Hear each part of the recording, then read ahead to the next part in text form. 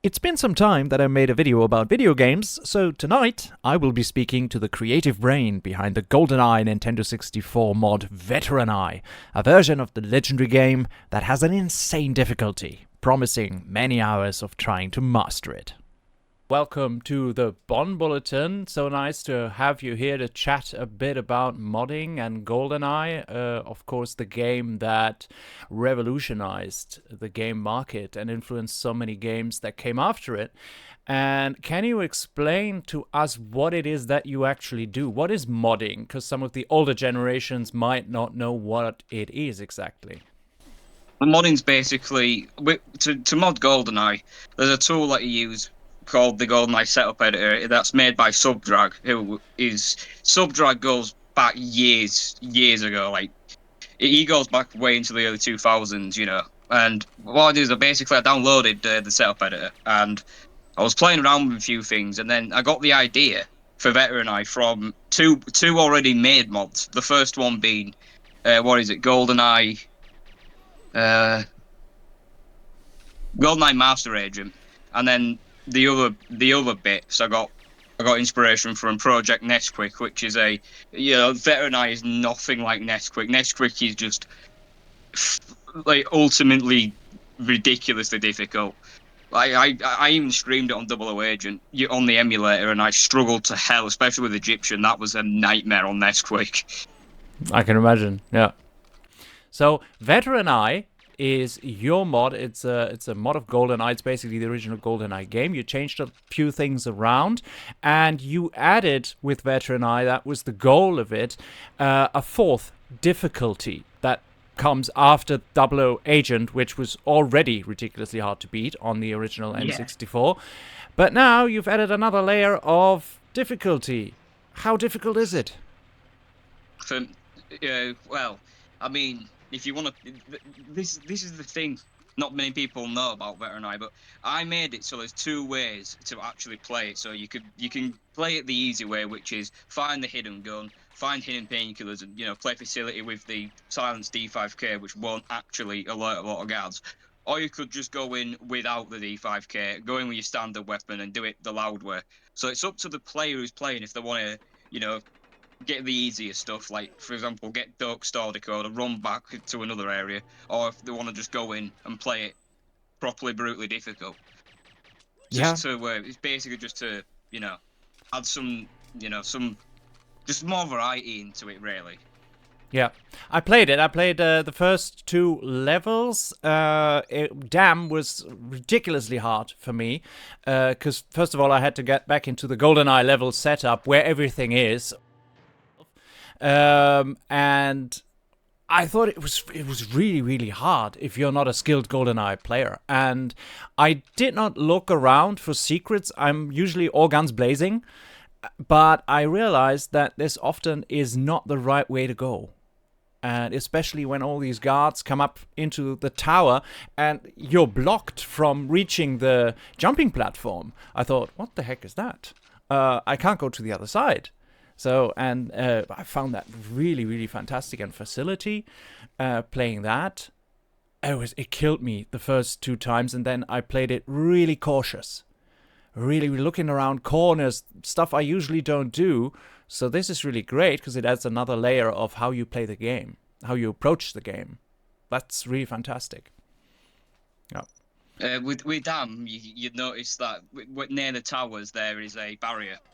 And it's not actually so obvious. The first barrier that you come towards can be blown up with a rocket launcher, and then you can go forward and get some more painkillers. And I think there's also a Boomraker laser there as well. And basically, the reason why the barrier is there, like if you want to play it on Secret Agent, you don't really need to go down to the bottom of the dam, because obviously on Secret Agent, all you need to do is destroy the alarms and jump off the dam. But with VETERANEYE on Secret Agent, it will basically force the player to go underneath where all the guards are, and it'll make it harder for people on Secret Agent. They don't have to go down there on Agent and Secret Agent. But the way I've done the level diversion for Dam is it forces the player to having to actually go down there and do and clear some of them places out. There's also a key card as well, and you need to go right to the end of this hall usually where you intercept was it the intercept data backup? I think that's what it's called. You know, you throw the track on Double O Agent, you throw the track up onto the screen, you go down into below the dam, and there's two mainframes, and I've moved those mainframes to another part, and in that room is a key card, and then you navigate back, and then you need to open that door in order to continue to get to where Bond needs to be. So Yeah. you have to do all that just because I put a barrier in the way. So it's Yeah. kind of cool how I've managed to do that. Yeah, I thought that the barrier was there to lead me down, so I went down initially and didn't make a lot of fuss, but then I realized, oh, it's easier if I shoot the alarm first and everybody comes running, and then I mow them all down, and then I go down, because then I have 5 or 6 guards out of the way, so that's really a good thing. That's what the original game also did. They react to gunshots being fired. So that is a really good thing, yeah. How long did it take you to put it all together from start to finish? About 1.5 years. So I wasn't actually continuously, working. I worked on it for about half an hour this day, and then came back to it half an hour that day, or an hour the day after that. So I was pretty busy, but when I got really into making it, when I got serious about it, this is around the time Grozlu streamed it the first time. We all know Grozlu is here, obviously. Yeah. He's also appeared on one of your videos like this as well. I was watching it the other day, actually. I actually have to comment on it. That's the reason why this video's in production now. Absolutely. Anyway, when it was around the time he was playing, he streamed it once, and and then I looked back at it and I thought, some things need changing. So I changed some things. I completely changed Aztec about, and then Grozlu then said he was going to stream it again, and then he streamed the finished version. And then in Aztec, there was a really funny Bond ringtone glitch, which never ever happened at any point. I play tested the hell out of VETERANEYE every level, and obviously how I did play test, I went to 007 and put enemy accuracy all the way down, or enemy damage all the way down, so I could see how well the enemies could hit me and how quickly they could hit me. It just didn't take any health off me, and that's how I pretty much play tested it. Because obviously some guards are more accurate than other guards. And yeah, and then throughout all the production, throughout all of me playtesting, that Aztec sound glitch never happened, and it had to happen on Grozlu's literal final test stream, which it was hilarious but annoying at the same time. And then some guards, you can program some guards to not actually rush and come to you if you shoot them.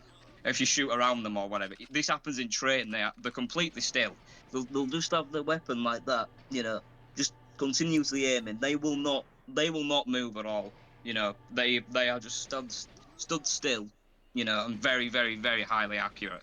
I actually got their action block off Project Nesquik's, and the end on Project Nesquik at the end of Jungle, which was a pain in the ass for me. I actually got that action block and put him in some VETERANEYE guards, and the standing still guards are actually below the dam as well, in them tunnels, in them tunnel rooms. Okay. So 1.5 years to finish that mod. Can everybody do that, or do you need any special tools or skills? Well, I had another GoldenEye mod to help me out. His name is he's credited. His name is TIJ Fly, and he's actually the lead developer of Tomorrow Never Dies 64. He's the lead developer of that mod. So I just got talking to him, and that's where things started. I said, can you help me out with these few things? At this point, I knew absolutely nothing. I said, yeah, I could surely help you out. There's some people, I think, like Johnny Thunder, he helped on the textures. TRJ Fly helped me out, like, doing the text. I've got very bad eyesight, so working on the setup edit for me, if, for example, say like that this is the screen I'm working on, I'll have to actually be like this in order to see absolutely anything that I'm doing on the setup edit. Okay. And with text editing, TJ Fly had to help me out because I just could not see what I was doing, and it was all mixed up too, so it's very hard to navigate. All right. Okay. So, have you played the original GoldenEye on an N64? Yeah, absolutely. When I was a kid, I used to play it all the time. I was obsessed with it. I used to Yeah. also play Twine, as known as Yeah. The World Is Not Enough.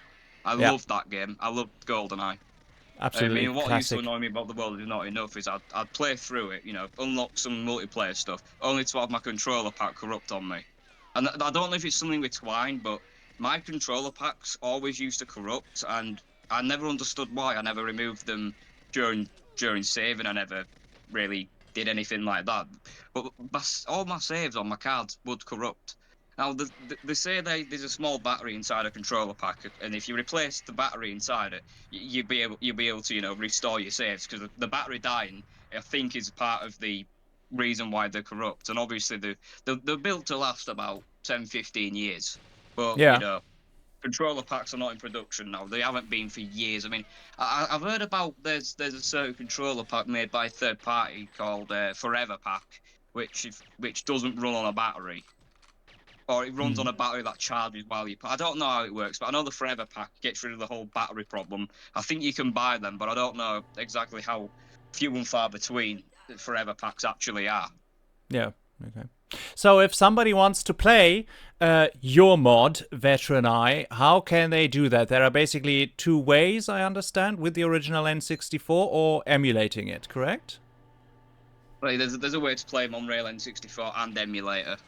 If you want to play it on an emulator, I think you have to. I'm not sure about. I'll get to the N64 part in a minute. But to play it on an emulator, you download something. You can actually do this within the setup edit, which is how I do it now. But you can download something called X Delta UI, which is like a GUI thing. It comes up and you can patch ROMs. Basically, it works by you insert the original GoldenEye ROM. It needs to be a .z64. It needs to be a format. It can't be like a bunch of files in a folder or something. It needs to be the .z64 file, and then you put that into there, and then after you put that into there, you put the mod into there. You put the mod setup file into there, and then what you do then is then for example, you'll put, like, say if you just want to test something, you'll put test.z64, or if you're just patching something like Goldfinger, you'll just put goldfinger.z64. Then what you'll do is it'll make a clean ROM with the mod on it, which is how you patch it. For N64, I'm not entirely sure. I know there's a thing called a EverDrive, which is a special cartridge which can allow a lot of games, and you can put you can put the entire N64 library on an EverDrive, and you can also put mods onto the EverDrive and then run them through the real N64. EverDrives are quite cool because they also have inbuilt Game Sharks. You can put inbuilt Game Shark codes on. I don't have one personally. I don't even have an N64 anymore, but I used to be always playing on it. I still have one actually, and I still have it and keep it just for GoldenEye and the World Is Not Enough. There is literally no other game that I have. I had a Star Wars game, but I Yeah. threw it away, I think. But and I don't have a TV where I can play it on because actually it can't connect. You need adapters nowadays to play an original N64. But it's possible. One time I hooked it up to the beamer, it actually worked, and we could have a session, a multiplayer session. Yeah, it was huge fun. But that's Yeah, when we I'd love to realized do that that, one day. yeah, well, our hands cannot grasp the controllers anymore. I'd rather play it on a PC. Yeah. What are Yeah, I your mean, if I'm thoughts? playing Gold. Yeah. What are your thoughts on the GoldenEye re-release? Have you played that? Honestly, it's an embarrassment. It's the re-release is a complete stab in the back to the whole community. For years we was promised we weren't really promised it, but we all know the XBLA version, the Xbox Live Arcade version, which I'll stand by this now. 100% should have been what we got. Yeah. It had online multiplayer, and it had all the features and I do play it through Xenia emulator, which is an Xbox 360 emulator, and it runs fairly well actually. It I does. can Yeah. play it with a controller. I also have the mouse and keyboard injector, so I play with mouse and keyboard. But the fact that that version wasn't what came out, and we got a complete rushed re-release full of bugs, it's embarrassing. I like the aspect that you can go through and unlock achievements and stuff, but I mean, come on, local multiplayer on on the Xbox version. Switch gets online, Xbox doesn't. It's unfair. It really is.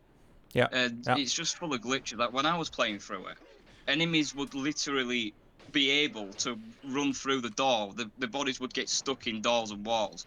None of this happened in the original N64, and that was on a cartridge in 1997. You know, I Yeah. don't understand how they could mess it up so much. It's awful. I hate it. Yeah, yeah. I feel the same way. The Xbox version is far superior. It's a lot of fun to play with it, and just now playing VETERANEYE, I sent some screenshots to my friend Yannick, who did parts of the music for GoldenEye Source, obviously back in the day, and he's a huge GoldenEye fan as well. And he said, you know, with these modders, what they do is that they actually do a better job than the official companies that promise us re-releases that are buggy and horrible. And with modders, they put much more love into that thing. And that's what I see with your mod, VETERANEYE. I have lots of fun playing it. Yeah, sure, I die a lot because I need to find my way into It's it. hard. But That's the whole point. it's hard, and that's the point. Yeah, because as a child, as a young adult, I played through GoldenEye multiple times, and at some point it became boring. The replay value goes down over the years, but this added another layer. So I'm gonna try hard to beat it. And I saw it on Grassloo's stream. He died a lot as well, so it must be Yeah, I think really he died. hard. I think he only died 9 times. Yeah, yeah, but still, He's a champion. He's a complete pro. You know, absolutely. there's a tournament. There's a GoldenEye tournament coming up. I don't know if you remember last year. There was the LTK Cup 3. I don't Yeah. know if you've seen it. I Grassley won that tournament, as he probably will this year. And I was unfortunately the first person to get paired with Grassley as round 1. You know, he actually did a video of that. Me against him. I killed him a few times, but ultimately he won, leading him on to the next stage. And he also won that tournament, just like he did in Cambridge. Yeah. And that's another thing. The tournament in Cambridge, I was originally supposed to attend that, or the trains near me were on strike that day, and I couldn't make it. It was absolutely devastated. But you know, hopefully, look to the future. There might be some more tournaments. Absolutely, yeah. So, what are your future plans? Any more modding on the horizon? Definitely. Me modding GoldenEye will only die when I die.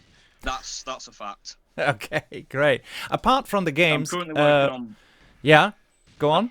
I'm working on VETERANEYE Classic, which is so I've seen people have said to me in Discord messages and over comments and stuff, like they preferred the earlier versions where Silo had the drone guns and things were a lot harder, like more unfair guards, like golden gun guards, rocket launcher guards. It started out like that. It was absolutely ridiculous. It wasn't fun.